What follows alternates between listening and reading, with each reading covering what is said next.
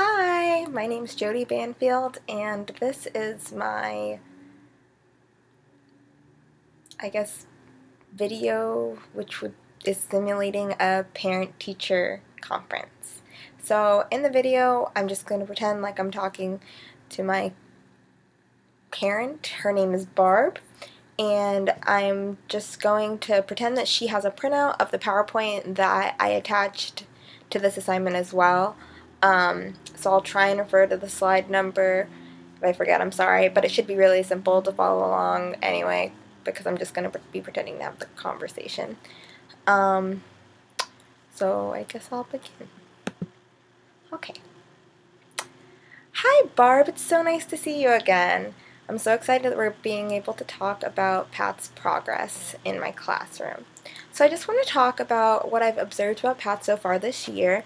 I know that he's 15 and he's a highly gifted and talented student. He's very, very above average in his cognitive and academic abilities. So I've also noticed that Pat is a gifted artist and he loves hands-on activities. He told me that he wants to pursue vocational studies after high school, which is so awesome, and I really support that, and I've been trying to help him obtain skills that will help him transition into that career effectively. I've also explained to him that he can really do anything he sets his mind to, and that if later on down the road he decides that he wants to try out a university or something like that, that he's definitely talented enough and skilled enough to be successful in that route or any route that he chooses. I know that he has great concentration and stamina and problem-solving skills, and that his real struggle is just staying on task and paying attention because of the traditional school settings he's usually in. They're not stimulating or challenging him enough. And so I'm really working with him to produce a classroom where he is getting the right kind of challenge, and I'm really trying to push him into participating, and you'll see when I talk about his progress it was a little bit hard at first, but we got there, and he's doing so well. He's really, really improved throughout the semester. So a little bit about my class. I don't know how much he's talked to you about. In my class, they get to survey a bunch of different literature, ranging from classic literature to modern young adult literature to like world literature. I try and get them reading all kinds of things. Reading is so important, and I really want them to enjoy it too.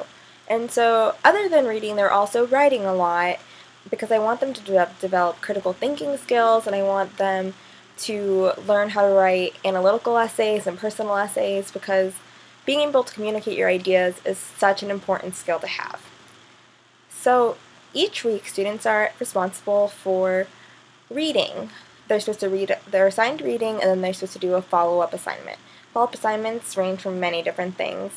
They answer questions, they have to draw pictures, I try and do a lot of different things that will help them, and it's just usually on a worksheet or of some kind, like a little prompt that helps them through it. And then we all come together and we have a classroom discussion about it. Classroom discussions are really important to me because it's a way for me to look at how much they've comprehended in their readings, and just to make sure that they are on task. It also gives them the chance to learn how to express their ideas and get their points across and to be heard. And it's just great for building community, and it's just great to practice comprehension. Other than that, they do group projects and presentations, and they do a 40-minute timed essay every other week, and this is just preparing them for AP tests, standardized tests, and it's also just getting them to focus their attention to writing about one thing at one time in a timely fashion, which will prepare them for their future careers, for future schooling, just for life in general. Okay, so Pat's plans. Me and him talked about it, and this semester we really want him to get an A. I know that you had concerns last year about his attention and thought that maybe he had some sort of attention disorder, And really, it's just we just need to get him focused and get him on task and provide him with the kind of learning experiences that he responds to. So we just decided that if he can do all of those things, he can definitely get an A, and we're on track to getting him to reach his goal. So one of the sub-goals, I guess, that will help him reach that goal is just to participate in classroom discussions. We noticed towards the beginning of the semester that often he just wouldn't be paying attention. He'd kind of zone out, maybe because he had already known the information, maybe he didn't agree with what people were saying, but we just really wanted to participate. He's a really easy guy to get along with. He's really interpersonal. He's great at communicating his ideas, and people respond well to him. He just wasn't paying attention. Other than that, we wanted to stay on task while he's writing his timed essays, to turn in his homework assignments on time, to participate in group activities and presentations. His future goal is to pursue vocational studies and end up in a vocational field. And in order for him to do that, we said that by participating in classroom discussions, it's enabling him to practice his people skills and participate in higher order of thinking, which are two skills that can be used in those vocational fields. He already is really great with communicating with others on a social level, but being able to communicate well with them on an academic level will just help him even more. And staying on task during his timed essays will help him work on his concentration and attention skills.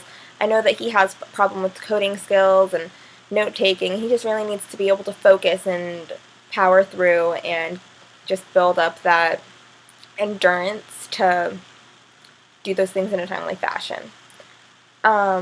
Turning in homework on time just helps him understand that we all do things that we don't want to do, that we think are silly and redundant, but we have to do them because we can't just not do them. We all have responsibilities that we have to fill, and we will for the rest of our life. And so just getting him used to that now will really help him later on in his future. And then I also talked to him about participating in his groups and how he needs to do the activities and help with the presentations because he gets to practice those hands-on activities that he likes so much and cooperating with others. And cooperation is a big factor in all job fields. Okay, so then if you flip to the slide with all of his homework assignments and other classwork on there, I just want to go over a little bit about how he has been this semester. If you look, you can see that in the beginning of the semester, the very first week, he started out strong, he turned in his homework on time, and then a little bit after that, for the next couple of weeks, his participation did go down. He turned in his homework assignment late, and he didn't finish his first essay, and I know that he knew the material. He just maybe got sidetracked, ran out of time, I'm not really sure, but he didn't finish it on time. And then after that, I thought, when I noticed that he did another assignment in late, I thought maybe he's just not responding well to my teaching strategies. Maybe he isn't motivated to do this work. So I sat down and I rethought accommodations that I can make to help him do the work that he needed to do. And I'll get into that later when I talk about the accommodation strategies. But after I did that, everything went back to smooth sailing. He finished his assignments. He was on task during his essay questions, and then two things he really, really liked were the character analysis project and the group project presentation. And those were two things that he really got to be hands-on with and artistic, which I know that he's really into, and we will get into that a little bit later too. So then next I'm going to show you this little chart of his progress. If you look here, he has the black line looks a little bit scary, but it's not that bad. It just shows that for his essays, if you look at the peaks, he did really well, or he did okay that first time, and then after he got his motivation and concentration and endurance back up, he did great. He got an 89 and a 92, I believe, on them, and he just did phenomenal. And then it just shows with the participation line that and the assignments line around the same time, that they both kind of went downhill for a little bit, but then he slowly came back up and then he didn't go back down. He's on task, he's ready, he's working. And I think the strides that he's been making, the reacher's goal, come down a lot to different strategies that I've been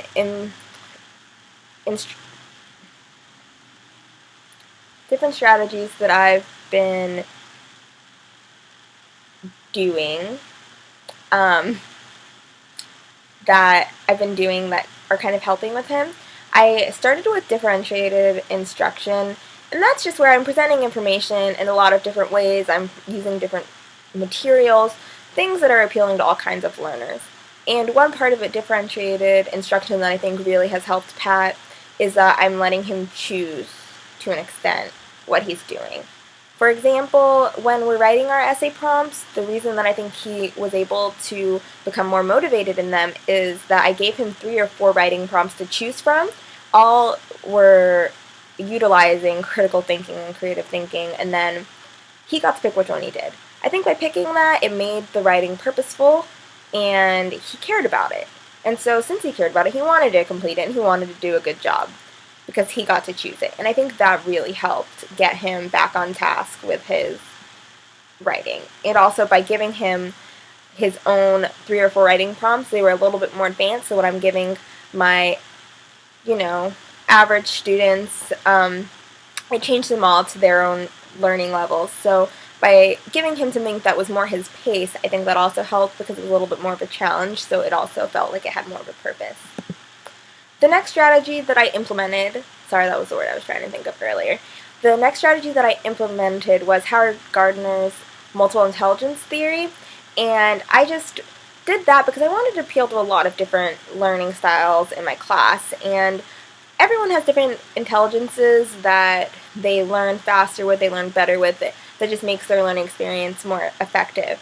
And I know that Pat loves doing hands-on activities. He likes spatial activities. He likes art. So I wanted to be able to implement a strategy that would allow him to get to use those interests, and other students get to use those interests in the classroom. So for that, I gave them a group project where I let them choose how they wanted to present the information. All they had to do was give an overview of the story. I wanted scene, summary, characters, plot, all of that. And in the group, Pat decided that he would do the scene, and he constructed the island for Lord of the Flies where the boys were, which I thought was so creative and awesome. He was really into it. He participated, and he even went as far as to write down all of the notes for it, which I know that he doesn't really like. He wrote down all of their group meeting notes, and that it really showed me that he was so motivated, because for someone who struggles a little bit more with note-taking, the fact that he was able to sit and listen to everyone's ideas and write them down just really impressed me. And then this strategy is also related to the other strategy I wanted to talk about using, and that was Bloom's taxonomy into higher order thinking. And these ones are linked because by using multiple intelligences, you can also hit a lot of those upper level thinking levels. So with Pat, I'm trying to keep him at creating, evaluating, and analyzing, because those are the upper levels, and I don't think that he needs to really be going below that.